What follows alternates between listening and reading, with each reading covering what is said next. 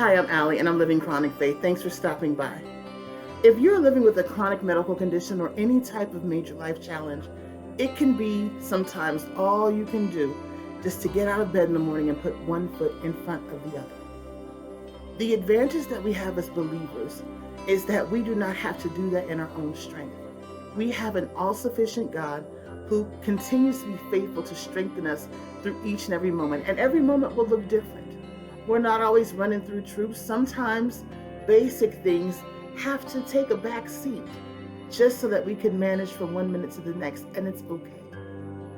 But I want to encourage you not to lean into your own strength or your own understanding in these moments, but to trust God even the more for direction every step of the way.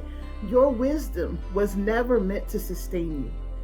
We are given the grace and the opportunity to look to Him for everything. The Word of God says, "Be very careful then how you live, not as unwise, but as wise, making the most of every opportunity because the days are evil. Therefore, do not be foolish, but understand what the Lord's will is." That's a tall order when you're facing a challenge. Understanding what the Lord's will is. Sometimes we don't get the whole list of instructions. Sometimes we don't get the big picture all at once. So how can we understand what the Lord's will is? Well, we go back to the Word of God. And we know that His will is that we would cast all of our cares upon Him because He cares for us. We know that His will is that we will be anxious for nothing, but in all things through prayer and supplication, make our petitions known to Him.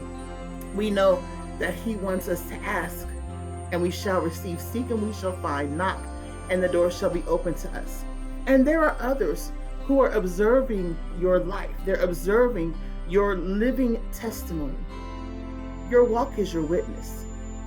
So it's important that in everything that we triumph through, that we are very careful how we live, not as unwise, but as wise, and making the most of every opportunity, turning those obstacles into opportunities, those challenges into chances to show somebody else the faithfulness of God.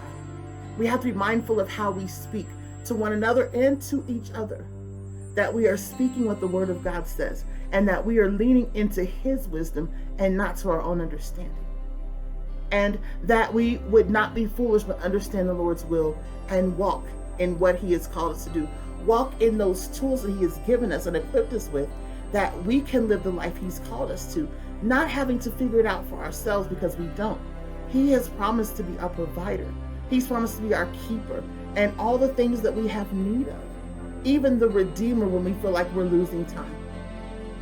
So today, may we look to Him to be all that we need, to be our guide and our counselor, our keeper and our friend, and the one who gives us that wisdom that we need to walk in a way not only that will be a blessing to us, not only in a way that's going to guide us to our destiny, but in a way that will be a witness to others of the goodness and the faithfulness of our God. I love you. I'm praying for you, and I'll talk to you soon. Have a great one.